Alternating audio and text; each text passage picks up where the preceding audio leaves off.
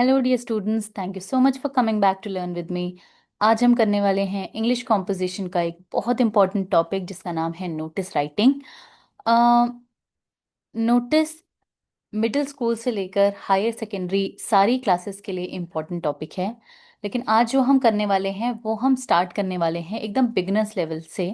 यानी जिनको पता नहीं है कि नोटिस क्या होता है और नोटिस कैसे लिखा जाता है, नोटिस का क्या स्ट्रक्चर होता है। तो हम बिल्कुल शुरुआत से शुरू करेंगे नोटिस को सीखना। नोटिस एक्चुअली क्या होता है? नोटिस वर्ड सुन के हमारे दिमाग में क्या आता है?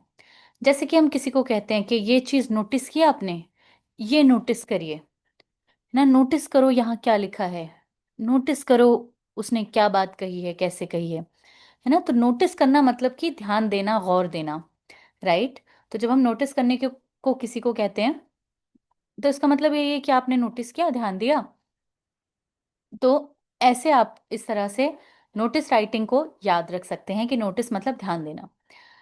सो नोटिस भी एग्जैक्टली वही है। नोटिस राइटिंग में हम कुछ ऐसा लिखते हैं, हमें कुछ ऐसा क्वेश्चन में दिया जाता है जब आप एग्जाम में लिखेंगे तो, राइट, हम कुछ ऐसा लिखते हैं जिसमें हम चाहते हैं जो भी उसका रीडर हो वो कुछ नोटिस करे, उसका ध्यान केंद्रित हो, आकर्षित हो उसकी तरफ, है ना। तो जो भी अगर कोई फ्यूचर इवेंट होने वाला है, जैसे कि फ्यूचर में मान लीजिए आपके स्कूल में एनुअल फंक्शन होने वाला है, आपके स्कूल में हैंड राइटिंग कॉम्पिटिशन होने वाला है, पोएम रेसिटेशन होने वाला है, राइट। तो कुछ भी जो आपके नॉट जस्ट इन स्कूल, कोई भी फॉर्मल सेटिंग होती है, मान लीजिए ऑफिसेज में, है ना, या गवर्नमेंट इतने सारे नोटिस रिलीज करती है ना। जो भी ऐसी फॉर्मल कम्युनिकेशन जो चाहते हैं हम लोगों का ध्यान आकर्षित करें, लोग उसके बारे में जानें कि फ्यूचर में क्या ऐसा इवेंट होने वाला है, उसके लिए हम नोटिस लिखते हैं। So again it's a formal document, ये एक फॉर्मल डॉक्यूमेंट है, इसमें हम बिल्कुल स्ट्रिक्टली फॉर्मल जो लैंग्वेज है उसको यूज़ करते हैं, राइट। तो इसमें हम अपनी पर्सनल भावनाएं कुछ भी नहीं बताते हैं, हम बिल्कुल स्ट्रिक्टली उसमें एक तो फॉर्मल लैंग्वेज और इसको बहुत ही कंसाइज रखते हैं। तो आपने कहीं कहीं देखा होगा नोटिस बोर्ड बने होते हैं, वहां पे नोटिस लगे होते हैं, आपके स्कूल्स में भी लगे होंगे या आप कहीं पर गए होंगे तो वहां पर एक नोटिस बोर्ड होगा, वहां लिखा होगा कब कहाँ क्या होने वाला है, कुछ भी फ्यूचर इवेंट्स के बारे में उसमें लिखा होगा, राइट। तो नोटिस को लिखने का एक सही स्ट्रक्चर क्या होना चाहिए जो आप अपने एग्जाम में लिख सकते हैं। हालांकि बहुत सारी फॉर्मल सेटिंग्स में आप देखेंगे नोटिस के स्ट्रक्चर्स डिफरेंट भी होते हैं, लेकिन जो आप स्कूल में लिखेंगे उसका स्ट्रक्चर जो मैं आपको लिखना सिखाऊंगी, आपको उस तरीके से लिखना है, राइट। कि कहाँ पर हेडिंग होनी चाहिए, कहाँ पर डेट होनी चाहिए, कैसे हम बॉडी लिखें, बॉडी में हम क्या क्या चीज़ें इंक्लूड करें। तो बिल्कुल आप ये वीडियो बिल्कुल एंड तक देखिएगा, जिसमें हम एक एक करके सारे पॉइंट्स को क्लियर करते चले जाएंगे। तो चलिए, सबसे पहले जब हम नोटिस राइटिंग करते हैं तो हमें उसका स्ट्रक्चर पता होना चाहिए कि क्या लिखें। तो चलिए, ये तो हमारा था टॉपिक। देखिए, जो भी जगह इस नोटिस को निकाल रही है, यानी नोटिस जहां पर भी पब्लिश हो रहा है, तो मान लीजिए आपके स्कूल का नोटिस है, आज का हम टॉपिक ले सकते हैं कि आपके स्कूल में मान लीजिए एक ड्राइंग कंपटीशन ऑर्गेनाइज होने वाला है, रंगोली मेकिंग ऑर्गेनाइज होने वाला है, कुछ भी। तो चलिए हम ड्राइंग कंपटीशन ले लेते हैं। तो सबसे पहले आप यहाँ पर अपने स्कूल का, आपके स्कूल में हो रहा है ना वो, ये नोटिस रिलीज करने वाले कौन है? आपके स्कूल वाले हैं। तो आप उस जगह का एड्रेस लिखेंगे। जैसे कि मान लीजिए आपके स्कूल का नाम है government girls senior secondary school, new Delhi, what ever जो भी एरिया का नाम हो उसका, ठीक है। तो सबसे पहले तो हम एक बॉक्स बनाएंगे नोटिस के लिए, या आप अपने जब एग्जाम में लिखेंगे तो आप अपनी आंसर शीट में बनाएंगे, ठीक है। उसके बाद आप एक लाइन को छोड़ देंगे और उसके बाद आप एक वर्ड लिखेंगे इसके बिल्कुल बीच में, नोटिस, राइट, क्योंकि एक नोटिस है। उसके बाद फिर से आप एक लाइन को छोड़ देंगे और फिर आप उसमें एक डेट लिखेंगे। तो जिस डेट को वो नोटिस रिलीज हो रहा है, तो मान लीजिए मैंने लिखा 28 अक्टूबर,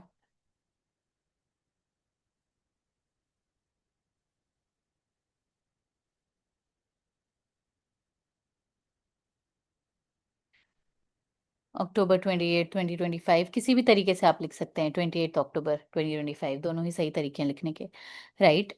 अब आप एक लाइन और नीचे आएंगे और उस लाइन को भी आप छोड़ देंगे उसके बाद अब हम बीच में लिखेंगे ये किस जो भी उसका टॉपिक है ना, तो हमने लिख दिया ड्राइंग कंपटीशन। जरूरी नहीं है कि आपको सब कैपिटल लेटर्स में लिखना है, मैं आपको समझाने के लिए लिख रही हूँ, आप नॉर्मल भी लिख सकते हैं। देखिए मान लीजिए यहाँ पे तो अब्रीविएशन यूज हुआ है, आपके स्कूल का पूरा नाम नहीं लिखा गया, तो ये तो आप जरूर कैपिटल में लिखेंगे। नोटिस शब्द को आप कैपिटल में लिखिएगा, इसको आप स्मॉल में भी लिख सकते हैं, कैपिटल में भी लिख सकते हैं, आप इसको अंडरलाइन भी कर सकते हैं, राइट, अपने एग्जाम में। चलिए अब हम लिखना शुरू करेंगे।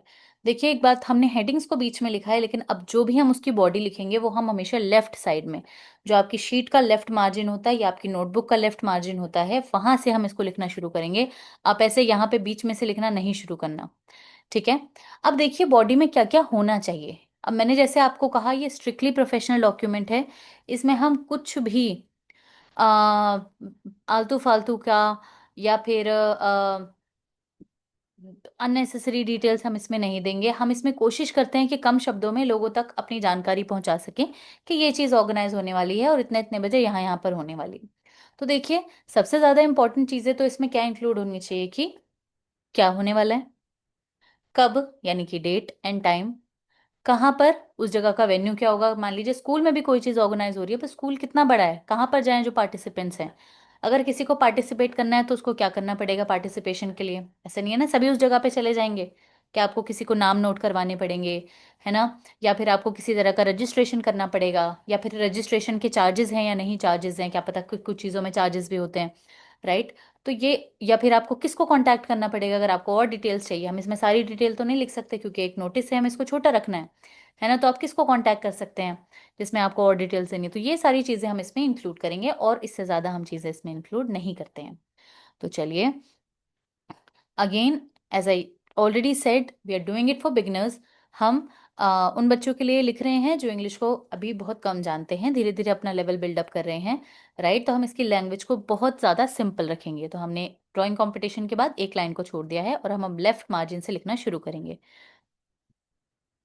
तो जो भी जगह इसको ऑर्गेनाइज कर रही हो उसको हम लिखते हैं। तो आप लिख दीजिए आपके स्कूल का। और अगर हम मिडिल स्कूल की बात करें तो मोस्टली नोटिसेस आपके स्कूल लाइफ से ही आते हैं ना, कि आपके स्कूल में कुछ ना कुछ ऑर्गेनाइज हो रहा है, मोस्टली नोटिसेस वहां से आते हैं।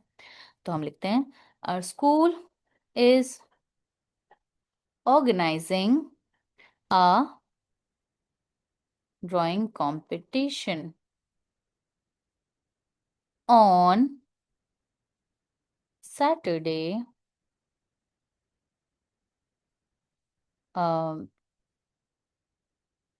सैटरडे होगा, Saturday is going to be 1 November, ठीक है, ऑन सैटरडे 1 नवंबर 2025, ठीक है। तो आप इसमें डेट जरूर मेंशन कर दिया करें कि और डे, डे और डेट ऑन सैटरडे 1 नवंबर 2025 हमारे स्कूल में क्या हो रहा है, एक ड्राइंग कंपटीशन को ऑर्गेनाइज किया जा रहा है। और ठीक है, ये हमने लिख दिया।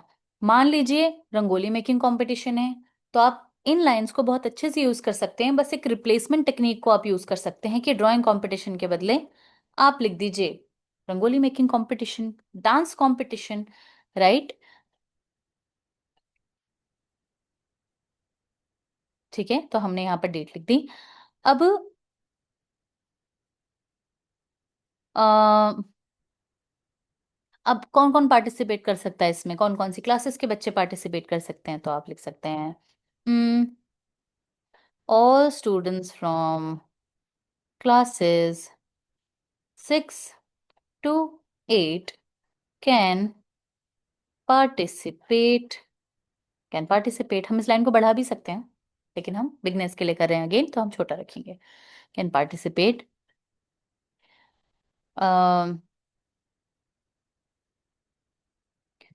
यू, अब हमें थोड़ा सा पार्टिसिपेंट्स को बताना पड़ेगा, क्या उनको अपनी तरफ से कोई प्रिपरेशन करके आनी है, क्या उनको अपने साथ कोई सामान लाना है। You are requested to bring your own colours, है ना, कुछ भी कलर्स एंड पेन्स।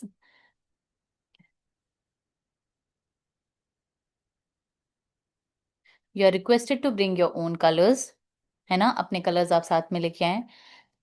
कुछ और कंपटीशन है तो आप लिख दीजिए, डांस कंपटीशन है तो you are requested to bring your own costumes, है ना, हमने उसको चेंज कर दिया, right.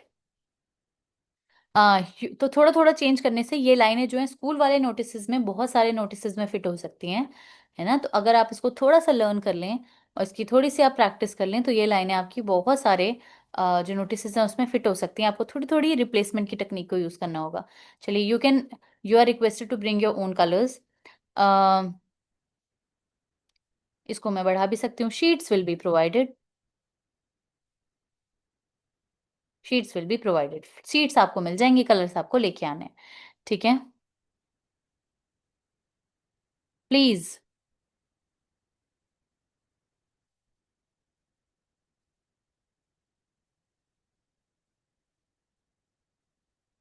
Please gather,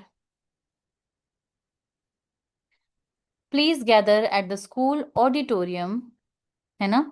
please gather यानी इकट्ठा हो जाए स्कूल ऑडिटोरियम में, कुछ भी टाइम लिख दो, टेन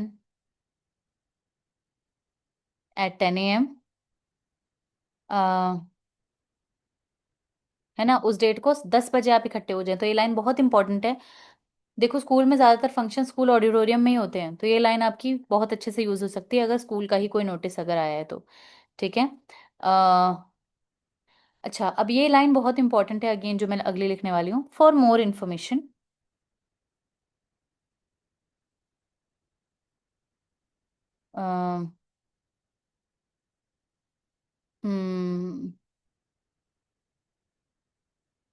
एक और लाइन, आप किसको अपना नाम सबमिट करें, तो submit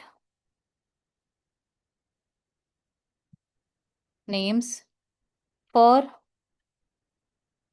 पार्टिसिप participation, submit your names for participation to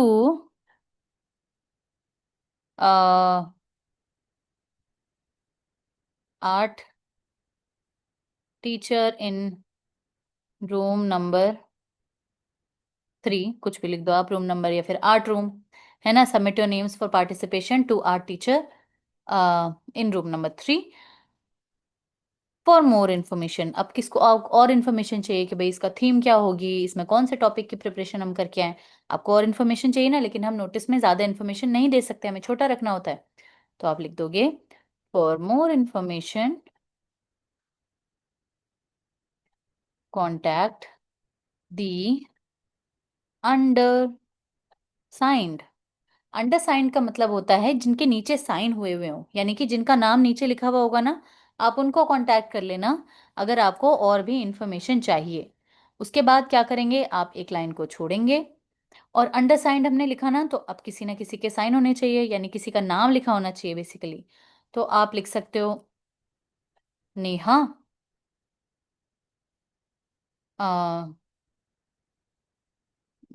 what ever, head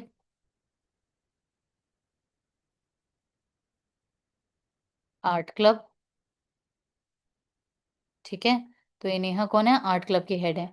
देखो बेटा, आपको कभी कभी क्वेश्चंस में, कभी कभी तो क्या, इन मोस्ट केसेस क्वेश्चन में आपको बोला होता है, क्वेश्चन शुरू ही ऐसे होता है, you are Neha the head of art club, secretary of art club, है ना, कुछ आपको बनाया होता है ना। राइट अ नोटिस, एक नोटिस लिखिए जिसमें आप ड्राइंग कंपटीशन के बारे में बता रहे हो अपने स्कूल के, ठीक है। तो आपने यहाँ लिख दिया, नेहा हेड आर्ट क्लब। तो आप इस तरह से एक नोटिस को फ्रेम करेंगे। कभी कभी आपको नहीं दिया होता है कि आप कौन हो, तो आप एज्यूम कर सकते हैं। अब आप डांस क्लब के तो नहीं हो सकते ना, क्योंकि ड्राइंग कंपटीशन है, तो आप कोई हो आर्ट से रिलेटेड, है ना, तभी तो आप ये नोटिस लिख रहे हो। तो आप ये इस तरह से लिख सकते हो।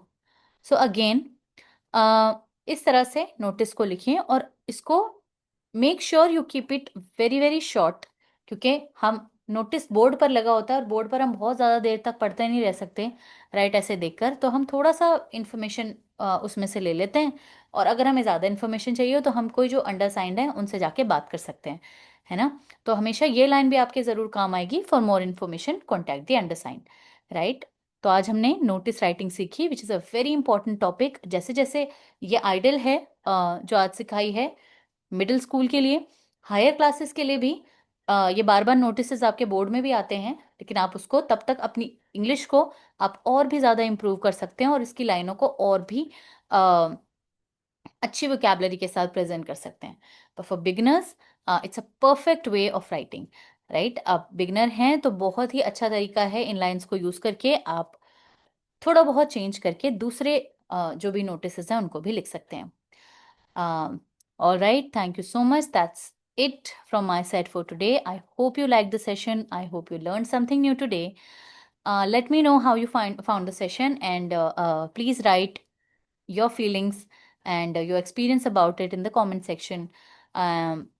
Also, अगर आपको सेशन पसंद आया हो तो एक लाइक बटन ज़रूर प्रेस करें, साथ ही में अपने फ्रेंड्स के साथ ये वीडियो शेयर करें जिनको ये बेनिफिट कर सकती है, और सब्सक्राइब ज़रूर करें और बेल आइकन दबाएं अगर अब आपने अभी तक नहीं किया है तो। Thank you so much again for watching till the end. I see you next time very very soon. Till then आप कमेंट सेक्शन में बता सकते हैं आप नेक्स्ट वीडियो किस टॉपिक पर देखना चाहते हैं। Thank you so much everyone. Please take care and keep learning.